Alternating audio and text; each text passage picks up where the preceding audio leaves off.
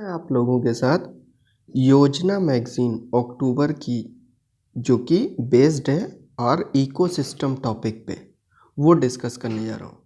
Friends, इसमें as such ऐसा कोई पूरा कंप्लीट वैसा कुछ टॉपिक नहीं दिया है कि इसको बहुत एनालाइज किया जाए, बट इसमें हाँ कुछ फैक्ट्स ऐसे इम्पॉर्टेंट दिए हैं जो हमारे prelims as well as mains examination point of view से बहुत इम्पॉर्टेंट है। वही हम देखेंगे।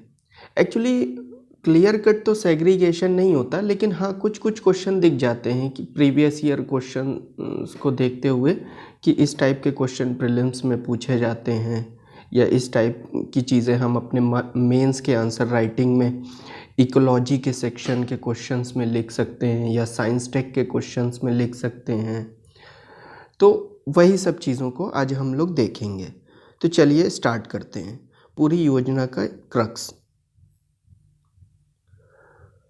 फ्रेंड्स, सबसे पहले आपको बताना चाहूँगा कि जो जोन है, जो लेयर है हमारे ओशन में, वो 5 लेयर्स में डिवाइडेड है। एक एपीपेलेजिक जोन, दूसरा मेसोपेलेजिक जोन, तीसरा बेथीपेलेजिक जोन और फोर्थ है एबिसोपेलेजिक जोन, फिफ्थ है हडलपेलेजिक जोन। अब देखिए, सनलाइट जो है वो 200 मीटर्स तक की डिस्टेंस को पेनिट्रेट कर पाती है, तो उसको जो है हम लोग एपीपेलेजिक जोन कह देंगे। और उसके बाद जो है ये 200 मीटर्स, और ये जो आपकी मेसोपोलॉजिक जोन है ये 200 से 1000 मीटर्स के बीच में हो गया। इसको ट्विलाइट और मिड वाटर जोन भी बोलते हैं। इसमें बायोल्यूमिनेसेंस प्रॉपर्टी होती है फ्रेंड्स। और जो थर्ड स्टेज है बेथीपेलेजिक जोन, वहाँ पे भी बायोल्यूमिनेसेंस प्रॉपर्टी है, लेकिन उसके साथ साथ वाटर प्रेशर भी यहाँ पे हाई होता है क्योंकि नीचे होता है ना। और क्रिएचर्स चूँकि बेथीपेलेजिक जोन में सनलाइट पेनिट्रेट नहीं कर पाती, वहाँ तक परकुलेट नहीं करती, इसलिए ब्लैक और रेड मतलब कलर में मिलते हैं आपको। और टेम्परेचर जो है 4 डिग्री सेंटीग्रेड से कम होता है आपका। अब जो फोर्थ वाला है एबिसोपेलेजिक जोन या ओशन वोम भी जिसको बोला जाता है, वो 4000 से 6000 मीटर्स में। और फिफ्थ वाला जो आपका हेडलपेलेजिक जोन है, जिसे ट्रेंचेस भी कहते हैं, वो 6000 मीटर्स से नीचे का जोन है।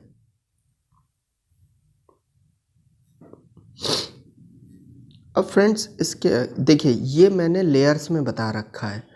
इसमें क्या है, देखिए एपीपेलेजिक जोन में कौन कौन सी स्पीशीज़ मिलती हैं वो आप जान लीजिए। जैसे फॉर एग्जांपल प्रीलिम्स में कभी ये इस कंसेप्ट पे क्वेश्चन पूछा जा सकता है, मैच द फॉलोइंग में पूछ सकता है कि बताइए एपीपेलेजिक जोन कहाँ से कहाँ तक की रेंज में है, मेसोपोलॉजिक जोन कहाँ से कहाँ तक की रेंज में है, बेथीपेलेजिक जोन कहाँ से कहाँ तक की रेंज में है, या कौन सी स्पीशीज़ जैसे कि आपकी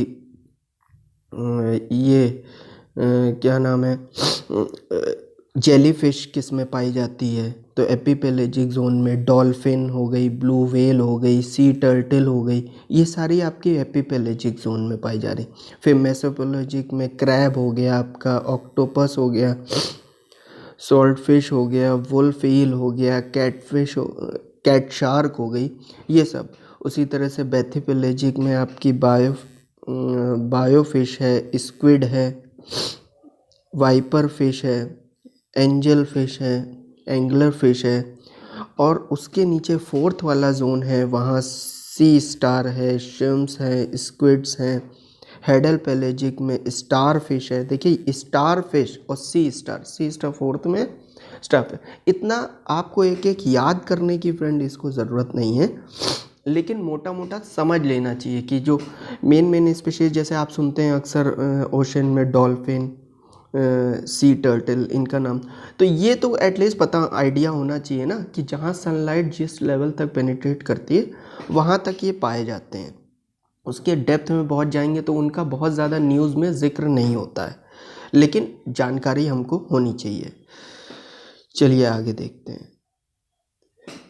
अब देखिए प्रीलिम्स के पॉइंट ऑफ व्यू से देखिए, वैसे तो फ्रेंड 3 तरह के फैक्ट्स हमने एनालाइज किए हैं योजना में, और योजना कुरुक्षेत्र टाइप की मैगजीन में हमेशा इसी तरह के फैक्ट होते हैं। एक तो फ्रेंड जो एकदम इजी फैक्ट्स होंगे आपके, एकदम इजी वाले, वो ये समझ लीजिए कि आप जैसे एनवायरनमेंट इकोलॉजी सब्जेक्ट पढ़ रहे हैं तो वहाँ पे आपको मिल जाएंगे।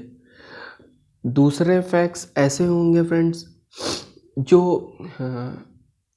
मतलब फैक्ट्स तो होंगे, नए होंगे, लेकिन वो किसी स्टेट की किसी एक लोकेशन के बहुत स्पेसिफिकेशन में दिया होगा, जिसका बहुत ज़्यादा यूपीएससी में क्वेश्चंस आने के लिए एक्सपेक्टेड नहीं होता बहुत डेप्थ में।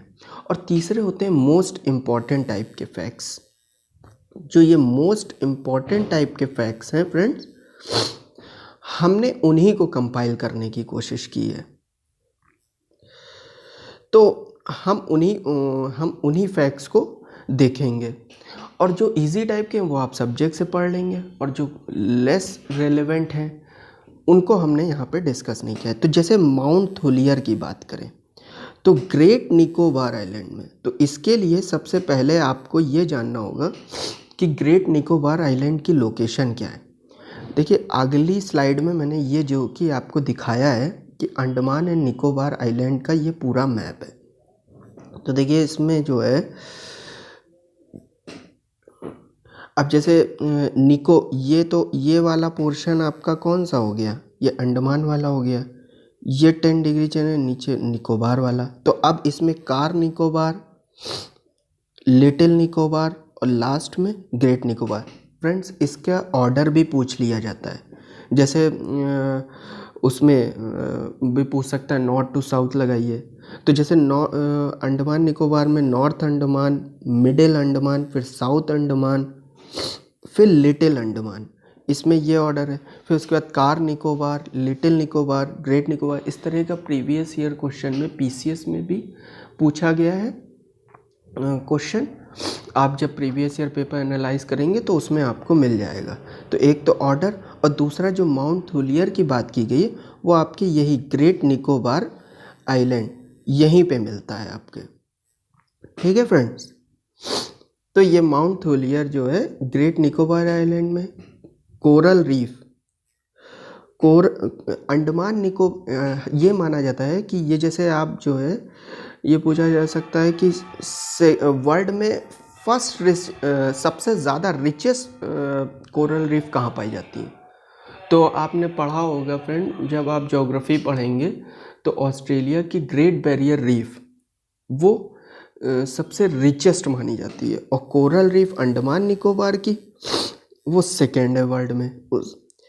ये एक फैक्ट हो गया। तीसरा फैक्ट ये है कि लार्जेस्ट टेरेस्ट्रियल ऑर्थोपॉड फ्रेंड, ये कोकोनट क्रैब या रॉबर क्रैब या पाम थीफ क्रैब भी बोल सकते हैं कि ये है। तो अब देखिए इसी तरह से क्वेश्चन उठा के तो पूछ लेता है, हमें लगता है कि अरे यार लार्जेस्ट टेरेस्ट्रियल ऑर्थोपॉड पूछ रहा है, बताओ ऑर्थोपॉड पूछने की क्या ज़रूरत है और ये कहाँ से पूछ लिया। एक्चुअली फ्रेंड जब यूपीएससी का पेपर बनता है या किसी भी स्टेट पीएससी का पेपर बनता है तो उसमें जो इस तरह के फैक्ट्स होते हैं वो इन्हीं गवर्नमेंट सोर्सेज से लिए जाते हैं। योजना हुआ, कुरुक्षेत्र मैगजीन हुआ, या न्यूज़पेपर द हिंदू टाइप का हुआ जो रिनाउंड न्यूज़पेपर है। तो इन्हीं टाइप के न्यूज़पेपर, इन्हीं टाइप की मैगजीन, पीआईबी हुआ, वहाँ जिक्र आता है और वहाँ से उठा लिया जाता है। अक्सर हम सोचते हैं कि कहाँ से इस तरह के फैक्ट्स उठाए गए, इकोलॉजी में या एनवायरनमेंट में या हिस्ट्री में, तो यहीं से लिए जाते हैं। अब देखिए जैसे लॉ एंड टेल्ड मैकैकू की बात की गई है, तो ये जो है आपका ग्रेट निकोबार आइलैंड, कच्छल आइलैंड और लिटिल निकोबार आइलैंड, अभी हमने आपको बताया ना उसमें कि ये देखिए great Nicobar island, Nicobar island, little Nicobar, और ये आपका कच्छई आइलैंड, कच्छल आइलैंड, इन सब में ये पाए जा रहे हैं। ठीक है फ्रेंड, देखिए लोकेशन इसलिए बताते चल रहे हैं, आप भी अपने मैप में मैच करा के चलिएगा, तभी आपको इजी पड़ेगा ये याद रखना, अदरवाइज आपके लिए चैलेंजिंग हो जाएगा। फैक्ट रटना नहीं है, अगर पिक्चर फॉर्म माइंड में बनेगी तो ईजिली याद रहेगा आपको। उसी तरह से देखिए एक स्पीशीज़ की बात की गई है निकोबार मेगापॉड की, जो कि वल्नरेबल है। जैसे ये तो यूपीएससी का बहुत फेवरेट रहा है, कौन सी स्पीशीज़ वल्नरेबल है, एंडेंजर्ड है, क्रिटिकली एंडेंजर्ड है और कहाँ पाई जाती है। इस तरह का क्वेश्चन पहले भी यूपीएससी 2016 में या किसी ईयर में पूछ चुकी है। एग्जैक्टली मुझे याद नहीं है ईयर। आप प्रीवियस ईयर पेपर 2-3 साल के 4 साल के पेपर देखेंगे तो उसमें पूछा है कि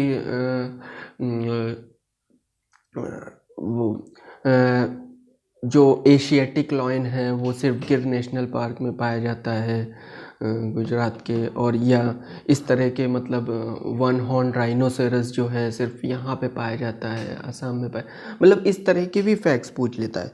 तो कुछ उसमें करेक्ट होते हैं, कुछ नहीं। हमें लगता है अरे इतना कैसे याद करें, तो सब नहीं याद करना, जो इस तरह की मैगजीन में आ गया उसी को नोट डाउन कर लेना, उसी को एग्ज़ाम से पहले रिवाइज कर लेना और याद कर लेना। वो 3-4 बार पढ़ेंगे वो आपको ऐसे ही याद हो जाएगा। तो ये निकोबार आइलैंड में पाया जाता है, Nicobar megapode as the name suggest. चलिए नेक्स्ट चलते हैं। जैसा कि ये मैप हमने आपको बता ही दिया है, डिस्कस कर दिया है। गिर की बात करेंगे, Gujarat ecological and education and research. ये क्या कर रहा है फ्रेंड, ये गुजरात में जो केवड़िया सर्किट है, केवड़िया सर्किट समझ रहे हैं, केवड़िया डिस्ट्रिक्ट है, केवड़िया सर्किट वहाँ पे इस्टेब्लिश किया गया। वहाँ पे स्टैच्यू ऑफ यूनिटी जो सरदार वल्लभ भाई पटेल की जो मूर्ति स्थापित की गई, तो वहाँ पास में क्या है, कैक्टस गार्डन का क्रिएशन किया जा रहा है। किसका? कैक्टस गार्डन का, जिसमें इंडिया और 17 अदर कंट्रीज से 450 कैक्टस और सक्लेंट्स की स्पीशीज़ को वहाँ पे कलेक्ट किया जाएगा, इकट्ठा करके दिखाया जाएगा। तो ग्रैंड आर्किटेक्चरल ग्रीन हाउस है। तो वहाँ पे मतलब समझ लीजिए एक तरह से 18 कंट्रीज़ की वहाँ पे कैक्टस का कलेक्शन होगा। कैक्टस गार्डन इसीलिए नाम दिया गया है। बस इतना ही आपको जान लेना है। ये गिर कर रहा है, कौन कर रहा है ये पूछा जा सकता है, कौन कर रहा है? गिर कर रहा है। उसके बाद एक सुजलाम सुफलाम जल अभियान है, ये गुजरात में है। इसका भी ट्विन ऑब्जेक्टिव, जैसे इसमें दो तरह के क्वेश्चन फ्रेंड बन जाते हैं कि ये कहाँ का है, एक तो गुजरात में है और इसका ऑब्जेक्टिव क्या है, तो 2 ऑब्जेक्टिव हैं। एक तो जो वाटर बॉडीज़, मानसून से पहले वाटर बॉडीज़ है उनको डीप करना और वाटर स्टोरेज करना रेन वाटर कलेक्शन के लिए। मानसून से पहले तैयारी कर लेना कि वाटर स्टोर करेंगे और उसके बाद रेनफॉल हुई तो वाटर स्टोर कर लेना।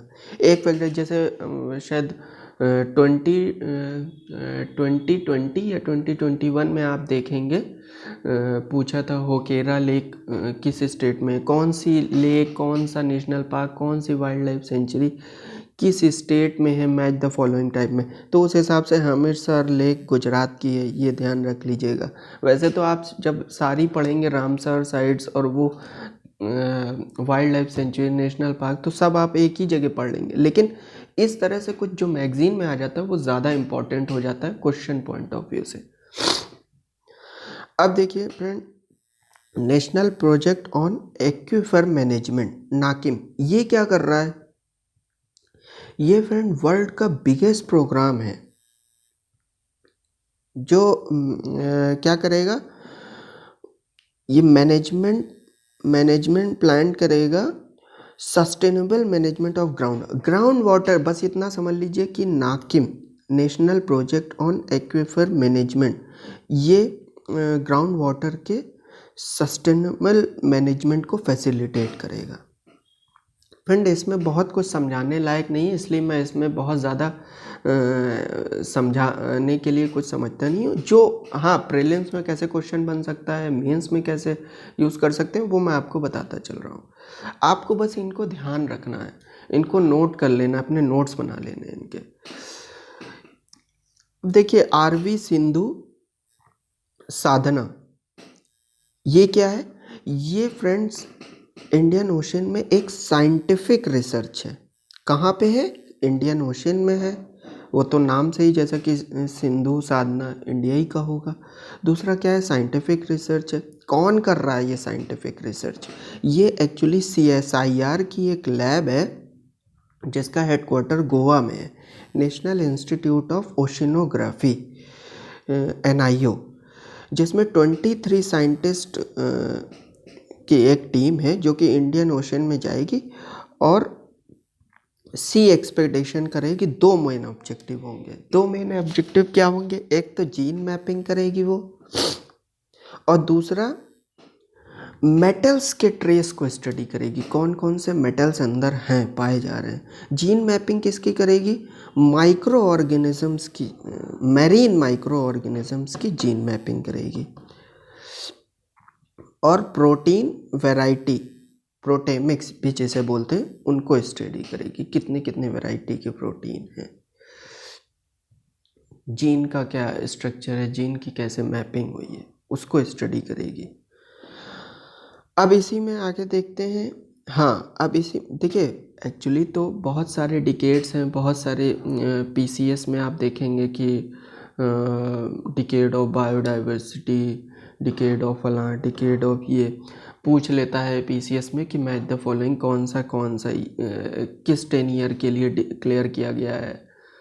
इस टाइप के फैक्ट्स बनते हैं। तो उसी को रिस्पेक्ट में देखते हुए UN decade of ocean science, ये 2021-2030 को डिकेड बोला गया है, ओशन साइंस का डिकेड है, UN ने डिक्लेयर किया गया। ठीक है फ्रेंड, क्योंकि ओशन साइंस की बहुत ज़्यादा इम्पोर्टेंस है, इसलिए आने वाला ये जो मतलब ये जो 10 साल चल रहे हैं 2021 से 2030 तक।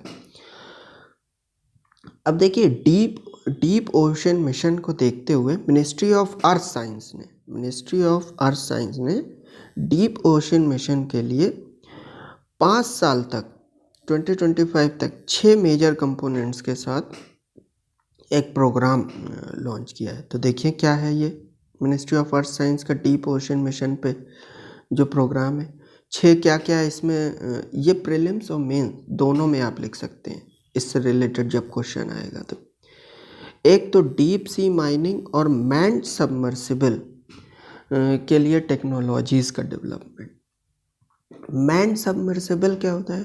मतलब manned as the name suggest कि कोई मैन जाएगा डीप सी एक्सप्लोरेशन के लिए, जो कि समुद्रयान हम इंडिया का पहला मैन्ड सबमर्सिबल था फ्रेंड।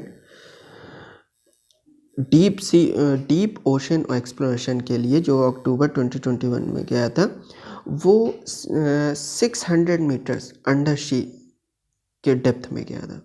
तो उसी के रिस्पेक्ट में ये सब कुछ डीप सी ओशन के एक्सप्लोरेशन से ही रिलेटेड है 6। फिर उसके बाद ocean climate change advisory service, इनका डेवलपमेंट कि पहले ही से कुछ ओशन क्लाइमेट चेंज में कुछ हो तो उसके लिए एडवाइजरी सर्विसेज का डेवलपमेंट होना चाहिए।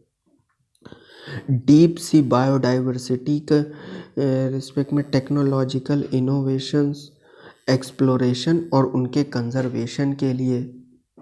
फिर वही बात आ गई डीप ओशन सर्वे, डीप ओशन का डीप सर्वे और एक्सप्लोरेशन। ओशन से एनर्जी और फ्रेश वाटर जो हम ले सकते हैं, यूज़ कर सकते हैं, उसको स्टडी करना, कैसे एक्सट्रैक्ट कर सकते हैं। और marine centre for ocean biology के लिए। तो ये चीज़ें हैं आपकी। अब ये जो समुद्रयान फर्स्ट मैन्ड सबमर्सिबल जो भेजा था इंडिया ने, ये चीज़ की वजह से इंडिया जो है एक एलीट ग्रुप को ज्वाइन कर लेता है।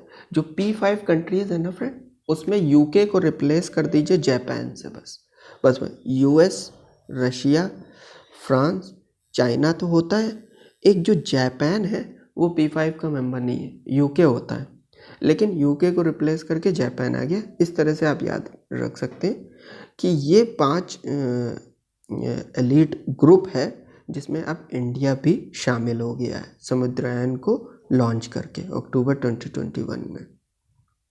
और ये समुद्रयान है क्या? First man submersible. ठीक है फ्रेंड्स, आगे बढ़ते हैं।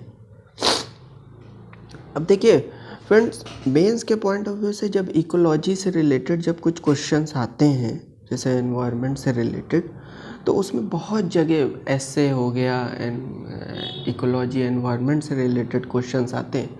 क्वेश्चंस फ्रेंड की डेप्थ में जाऊंगा तो फिर एक एक बहुत सारे इनसे वैरायटी, आप प्रीवियस ईयर 3-4 साल के क्वेश्चन उठा के देखेंगे तो आपको मिल जाएगा कि इकोलॉजिकल थ्रेड से रिलेटेड, इकोलॉजिकल कंसर्न से रिलेटेड, तो जब और क्या क्या मेजर्स लिए जा रहे हैं, क्या क्या स्टेप्स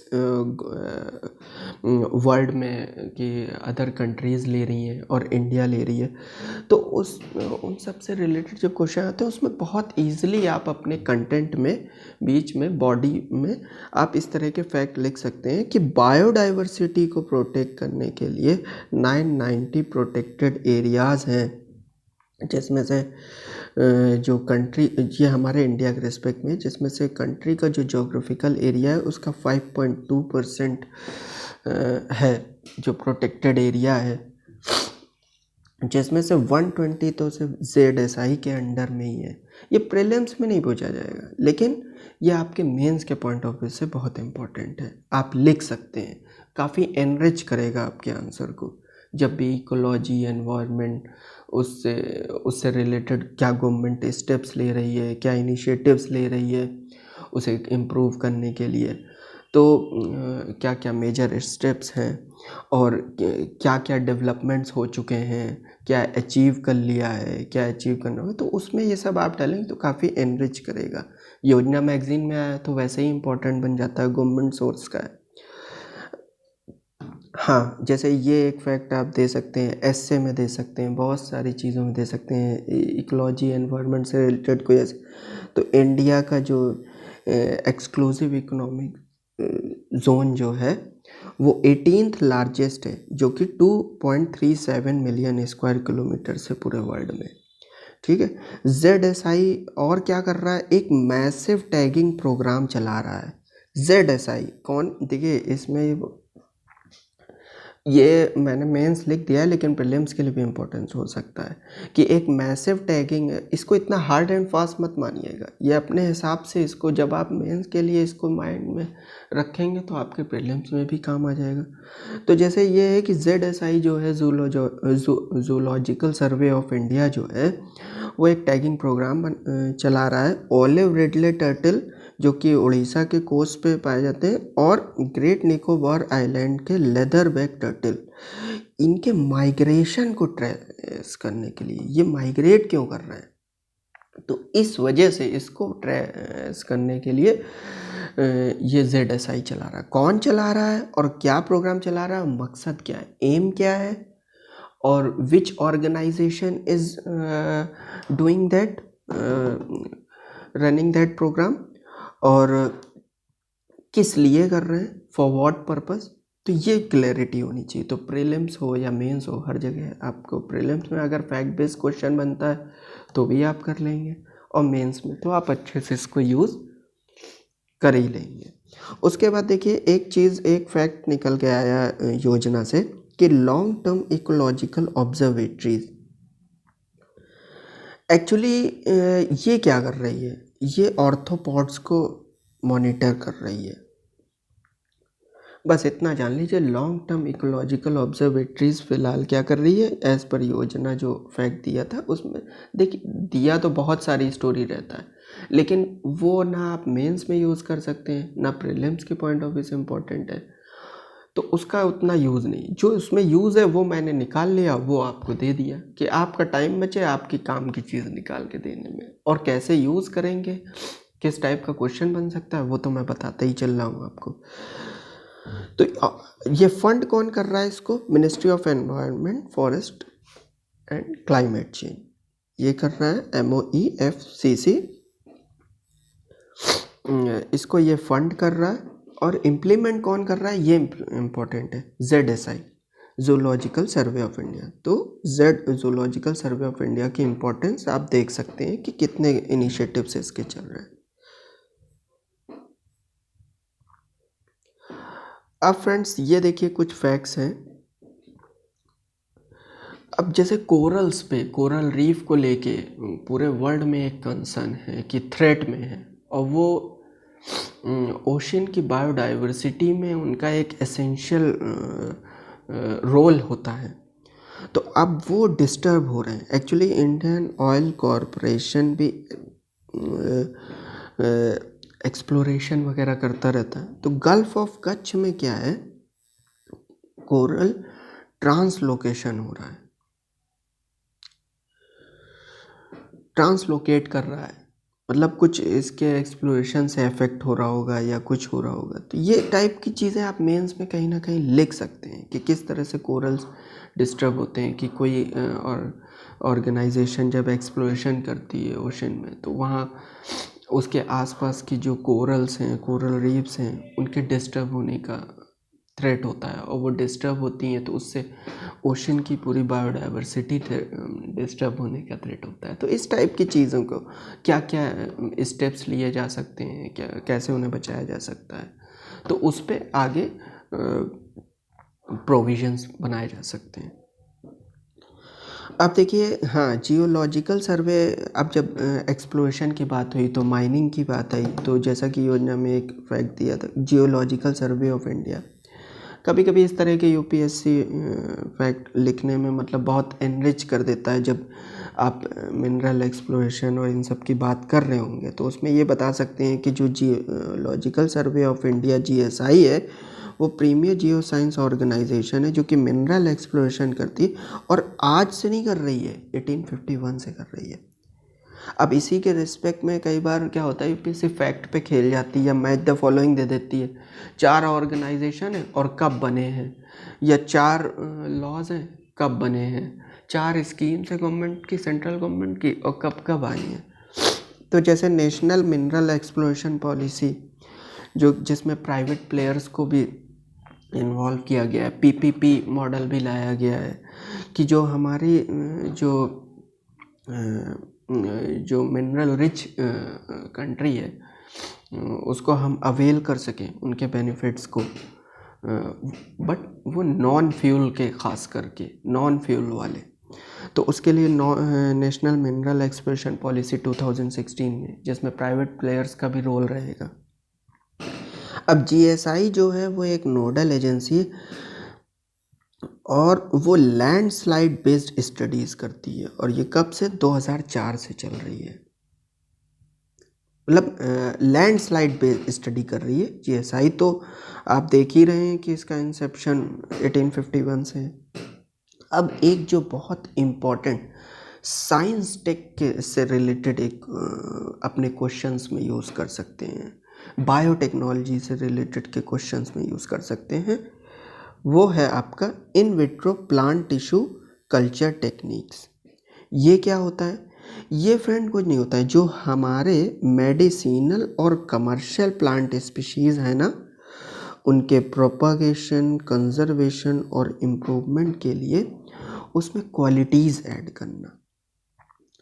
एक्चुअली क्या है कि जैसे उनकी एक जगह से दूसरी जगह ले जाया गया तो जोग्राफिकल वेरिएशन हो गए, फिर सीजनल वेरिएशन हो गए, या एनवायरनमेंट, इसकी वजह से वो डेड ना हो, बायोलॉजिकली एक्टिव रहें मेडिसिन। अब जैसे कोई अफ्रीका में कोई बहुत अच्छा मेडिसिनल प्लांट है, अब वो वहाँ यूज़ हो रहा है, वहाँ बेनिफिट दे रहा है, उसकी ज़रूरत इंडिया में भी, लेकिन यहाँ की इकोलॉजिकल फैक्टर्स या यहाँ के सीजनल वेरिएशन उसको सूट नहीं करते, इसलिए वो बायोलॉजिकली इनएक्टिव हो जाता है। तो वो चीज़ ना होना, तो उसमें क्या वैल्यू ऐड की जा सके, उसमें टिश्यू कल्चर टेक्निक्स के थ्रू इन विट्रो मतलब अंदर उसमें इम्प्रूवमेंट्स करके उसको कंजर्व किया जा सके, और फिर उसको पूरे वर्ल्ड वाइड कहीं भी यूज़ किया जा सके। अब वो यूनिफॉर्म क्वालिटी और यील्ड के साथ कंटिन्यूअस प्रोडक्ट्स की सप्लाई दे सके, और डिफाइंड प्रोडक्ट प्रोडक्शन सिस्टम को ऑफर करें। कि मतलब कहते हैं नहीं, जिसकी जैसे कोई चीज़ बहुत ही यूज़फुल है तो वो वर्ल्ड के एक ही पार्ट में लोग उसका बेनिफिट ना ले पाए, वो वर्ल्ड में हर जगह पहुंच सके, तो कितना ज़्यादा अच्छा हो जाएगा, बेनिफिशियल हो जाएगा। अब फ्रेंड्स इसी के साथ आते हैं कुछ अलग टाइप के पे। अब जैसे कुछ फ्रेंड्स क्वेश्चंस बनते हैं आपके वाटर स्ट्रेस से रिलेटेड, वाटर कंजर्वेशन से रिलेटेड। जैसे कि 2020 में आप देखिएगा एक क्वेश्चन आया था, suggest measures to improve water storage and irrigation system to make its judicious use under the depleting scenario. मतलब वाटर डिप्लीट करता जा रहा है ना, और ख़ासकर ग्राउंड वाटर हमारा बहुत बड़ा कंसर्न बना हुआ है। जल शक्ति अभियान ये सब टाइप का इनिशिएटिव गवर्नमेंट लेके आई, तो एक बहुत बड़ा कंसर्न है ग्राउंड वाटर के डिप्लीशन का कंट्री में। तो उससे रिलेटेड अगर कोई क्वेश्चन आता है इम्प्रूवमेंट से रिलेटेड या इरिगेशन सिस्टम से रिलेटेड, तो आप कैसे इस फैक्ट को योजना के यूज़ कर सकते हैं। तो देखिए जैसे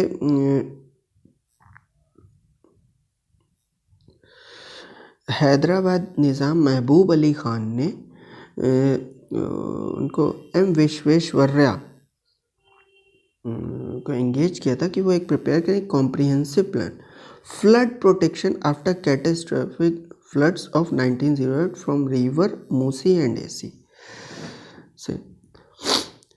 तो उन्होंने जो है खड़क वासला डैम और लेक जो है कंस्ट्रक्ट की गई थी, जो कि आज भी पुणे में यूज़फुल है, पुणे और उसके सबर में। तो देखिए कितना मतलब फ्लड के लिए एक कंसर्न था, तो उन्होंने उस टाइम में बनवाया था, और उस खड़क वासला डैम का समझ लीजिए आज भी पुणे में बेनिफिट मिल रहा है। तो इस तरह का फैक्ट आप लिख देंगे तो कहेंगे हाँ इन्हें काफ़ी डिटेल पता है।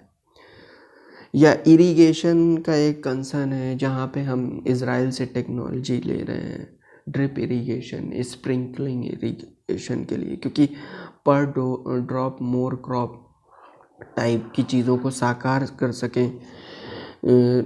मतलब ग्राउंड वाटर का जो वेस्टेज है उसको कम कर सकें, ज़्यादा ज़्यादा उसका प्रोडक्टिव यूज़ कर सकें, तो वेस्टेज कम हो, यूजेज ज़्यादा हो। तो उसमें जैसे आप कुछ पुराने आप एग्ज़ाम्पल दे सकते हैं कि रामिया कुल एक कंसेप्ट था इरिगेशन सिस्टम का, जो कि रानी ऑफ कांगड़ा ने जिसे रिकंस्ट्रक्ट कराया था। तो मतलब अकॉर्डिंगली यूज़ कर सकते हैं, एग्जैक्ट तो ऐसे नहीं बता सकते कि मतलब आप कहाँ पे यूज़ कीजिए, मतलब आप अकॉर्डिंगली जैसा क्वेश्चन आया उस हिसाब से हमें, अगर उससे रिलेटेड हमने फैक्ट पढ़ा है तो वो हम अकॉर्डिंगली यूज़ कर लेते हैं। उसी तरह सरकारी बगीचा का बावड़ी ये इंदौर का है, जिसे देवी अहिल्याबाई होलकर ने 1835 में।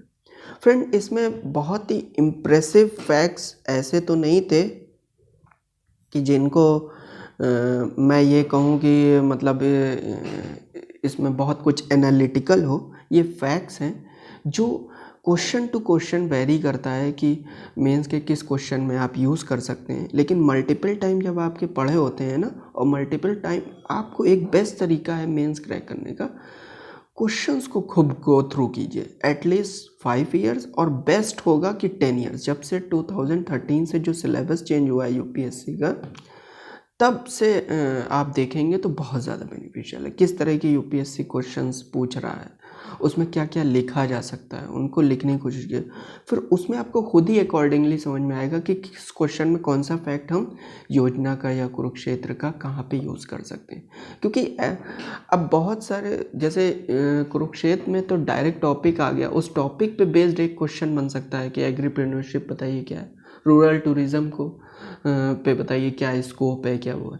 लेकिन अब इसमें जो एक सिंगल लाइनर फैक्ट दिए उन पे या तो एक प्रीलिम बेस्ड क्वेश्चन बनेगा, या वो मेंस के किसी बड़े कंसेप्ट पे पूछा हुआ क्वेश्चन होगा जिसमें एक हिस्टोरिकल एस्पेक्ट से या करंट एस्पेक्ट से, रेलेवेंस एस्पेक्ट से आप एग्जाम्पल साइट कर सकते हैं, दे सकते हैं।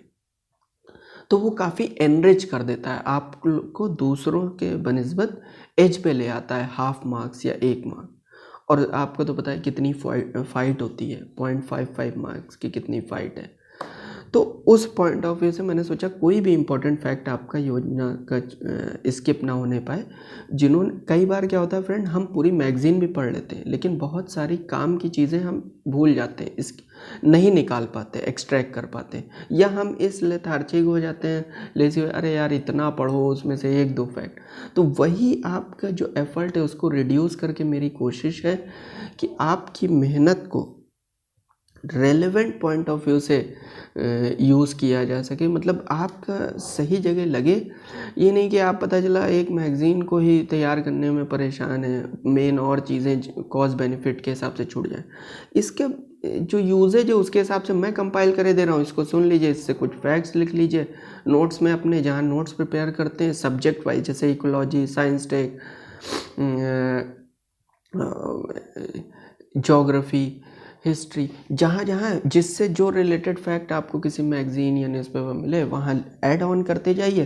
और ये भी समझ लीजिए कौन सा आपके हिसाब से प्रीवियस या पेपर के एनालिसिस के हिसाब से कौन सा फैक्ट आप प्रीलिम्स में यूज़ कर सकते हैं, कौन सा प्रीलिम्स में, इन दोनों में यूज़ कर सकते हैं, और कौन सा मेंस में, उस हिसाब से उसको यूज़ कर लीजिए। तो मेरा एफ़र्ट ये है कि आपका टाइम रिड्यूस करके जो अंडरस्टैंडिंग है वो भी, एनालिटिकल एस्पेक्ट भी आपको दिया जाए, और कोई एनालिटिकल नहीं है, सिर्फ फैक्चुअल है तो वो फैक्चुअल एस्पेक्ट भी आप तक पहुंचाया जाए, वो स्किप ना हो जाए। क्योंकि बहुत हेक्टिक शेड्यूल होता है, यूपीएससी में बहुत कुछ पढ़ना होता है, पीसीएस की प्रिपरेशन में, प्रीलिम्स, मेंस में, तो कोई इम्पॉर्टेंट चीज़ मिस ना हो। तो इसलिए मैं ये स्ट्रेटजी के साथ योजना और कुरुक्षेत्र को लेके आया हूँ। फ्रेंड, ये आपको पसंद आ रहा है ये इनिशिएटिव, तो प्लीज़ लाइक, सब्सक्राइब और शेयर कीजिए, और मुझे मोटिवेट कीजिए कि मैं हर मंथ योजना, कुरुक्षेत्र को एटलीस्ट कवर करता रहूँ जो गवर्नमेंट की है। और इसके अलावा भी जो मैगज़ीन होगी फ्रेंड, जो आपके एग्ज़ाम के पॉइंट ऑफ व्यू से, जहाँ से कुछ अच्छे पॉइंट्स या कुछ एनालिटिकल क्वेश्चन बनने लायक चीज़ें निकल सकती हैं, वो मैं आपके सामने टाइम टू टाइम लाता रहूँगा। Thank you very much.